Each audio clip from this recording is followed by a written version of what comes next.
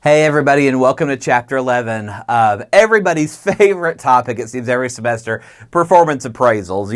And if you've been in the working world and you've had a performance appraisal, I hope it was a great experience for you, but the vast majority of employees, you usually report that they don't have a good experience with performance appraisals. And even if you've never had a performance appraisal in your whole life, you've probably heard stories about the good, the bad, and the ugly that come with them, And again, in my role here at OSU, performance appraisals and overseeing that process is a big part of what I do. So again, my goal is always to try to make it a process that's much more energetic, much more exciting, provides better feedback to employees. But again, there are many struggles that come with performance appraisals.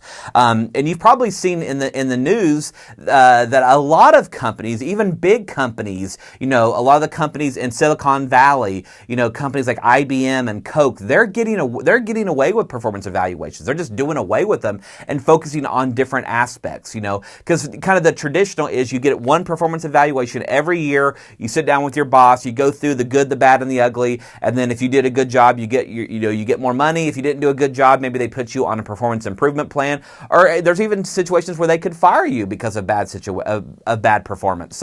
But again, let's kind of talk about what this really looks like. And again, performance reviews are used in different ways for different organizations, and it's still the most common reason people use them is for two reasons. One is they use it as a determination whether or not you get a pay increase or not. So if you did really well, that's my proof, usually to HR, that this person deserves an increase, and here's why I'm going to give them that. The other main reason, as I just mentioned, is that it's used as a way sometimes to terminate employees.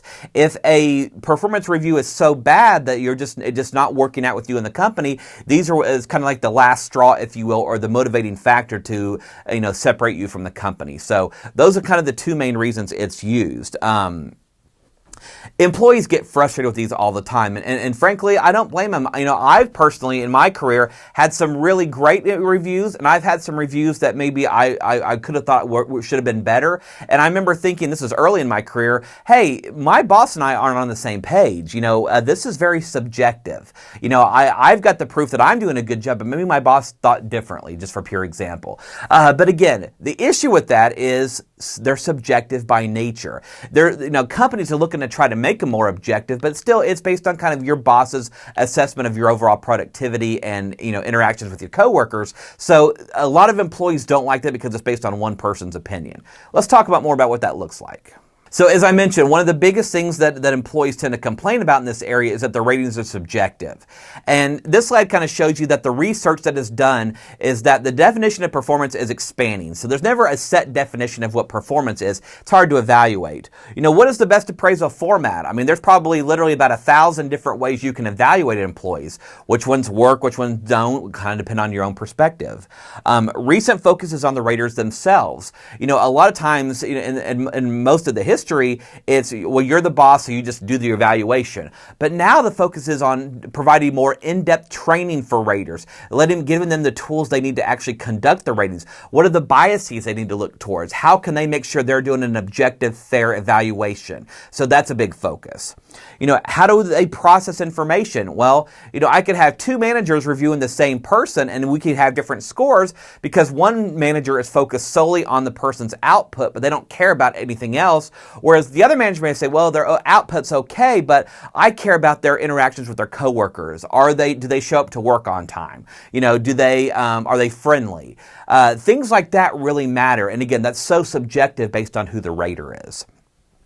And again, we want to make sure that raters are trained to increase accuracy because, again, a lot of times we only get one shot at these evaluations depending on how your company's set up. So we want to make sure it's done the first time, and raters increasing their accuracy is only going to help them create better reports. So let's talk about some of the ranking formats that you'll see. Obviously ranking, there's a couple of different examples of ranking, but essentially when you rank employees, I mean, this slide pretty much shows you they're ranked relative to each other. So if you've got 4 employees, for example, who is your best performer? Who is your best overall employee? Well, that person gets ranked number 1.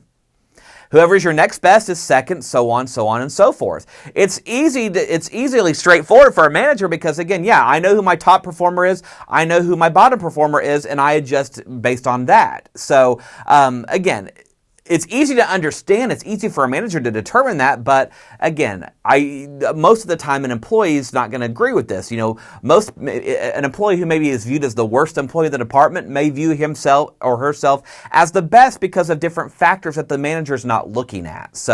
But again, the straight ranking procedure is still the most common that managers use.